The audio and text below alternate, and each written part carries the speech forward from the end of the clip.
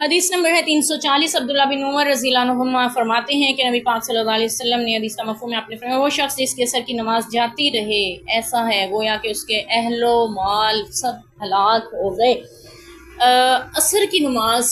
درمیانی نماز کو بھی قرآن پاک میں اللہ تعالیٰ نے فرمایا ہے حافظوا علی الصلاۃ والصلاۃ الوسطیٰ، صلاۃ وسطیٰ کہلاتی درمیانی نماز۔ تو آپ صلی اللہ علیہ وسلم نے بھی ہم نے حدیث میں پڑھا آپ نے کبھی کسی کو بد دعا نہ دی تھی، لیکن ان لوگوں کو خندق کے دن جنہوں نے عصر کی نماز نہیں پڑھنے دی تھی مسلمانوں کو، آپ نے ان کے لیے بد دعا کی تھی اللہ ان کے پیٹوں کو ان کے قبروں کو آگ سے بھر دے کہ انہوں نے ہمیں عصر کی نماز سے روکا۔ اور یہاں پہ حدیث میں کیا آ رہا ہے، آپ صلی اللہ علیہ وسلم نے فرمایا جس کی عصر کی نماز فوت ہو گئی گویا کہ اس شخص کا مال اور اس کا گھر بار سب ہلاک ہو گیا۔ کسی کا خدا نہ خواستہ گھر میں آگ لگ جائے نا اور اس میں اس کے بیوی بچے بھی جل کے مر جائیں، کتنی تعزیت کرنے جاتے ہیں ہم لوگ، دور دور تک صدمہ پھیل جاتا ہے اس چیز کا، ٹھیک ہے۔ اور ہر بندے کو اس کے دکھ کا احساس ہوتا ہے کہ کتنی بڑی تکلیف سے یہ گزرا ہے، تو ہمیں کتنی بڑی تکلیف کا احساس ہوتا ہے کہ وہ کتنی بڑی، اس کا تو کچھ بھی نہیں بچا، ٹھیک ہے، بیوی بچے بھی جل کے مر گئے، اس کا گھر بھی جل گیا، ہلاک ہو گیا، مال پیسہ جو کچھ تھا گھر بھی جل گیا، کچھ بھی نہیں بچا اس کے پاس۔ لیکن عصر کی نماز کسی کی فوت ہو جائے تو ہم تعزیت کرنے نہیں جاتے، ہم پوچھتے بھی نہیں ہیں کہ بھائی آپ نے عصر کی نماز کیوں نہیں پڑھی، آپ مسجد میں کیوں نہیں آئے، جبکہ اصل میں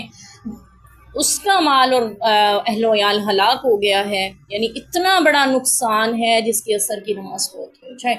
تو اللہ تعالیٰ ہمیں عصر کی نماز کی خاص پابندی کرنے کی توفیق دے۔ اس کے بارے میں زیادہ تاکید حدیث میں بھی آئی ہے کیونکہ اکثر نکاح کا مضمون چلتے چلتے بیچ میں اللہ نے نمازوں کا ذکر کیا، تو یہاں سے بھی پتہ چلتا ہے کہ شادی بیاہ تقریبات کچھ بھی ہیں آپ نے اس میں اپنی نمازوں کی پرواہ کرنی ہے، نمازوں کا خیال رکھنا ہے۔ ہمارے ہاں تو دولہے کو بھی نہیں پتہ ہوتا کہ میں نے آج نماز پڑھنی ہے، دلہن تو ویسے ہی نہیں پڑھ سکتی نا، بیچاری کو اتنا لمبا چوڑا وہ لباس پہنا دیا جاتا ہے کہ نہ سجدہ کر پاتی ہے اور نہ رکوع کر سکتی ہے، لیکن جنہیں اللہ توفیق دے وہ کرسی پہ بیٹھ کے بھی پڑھ لیتی ہیں، ٹھیک ہے، جیسے پڑھی جائے اس کو ادا تو کریں،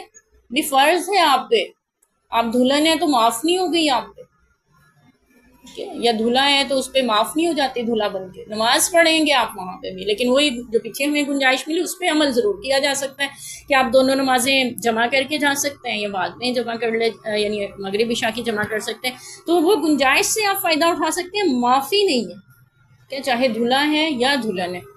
اچھا جی، عصر کی نماز کی سخت تاکید ہے حدیث میں بھی قرآن پاک میں بھی، اس لیے اس کا خاص اہتمام کریں، اس کو قضا کرنے کے بارے میں کبھی بھی خیال بھی مت لائیں کیونکہ یہ ایسے ہے جیسے اس کا گھر بار مال اہل و عیال سب ہلاک ہو جائے۔ اللہ تعالی ہمیں اس اتنے بڑے نقصان سے بچائیں، آمین۔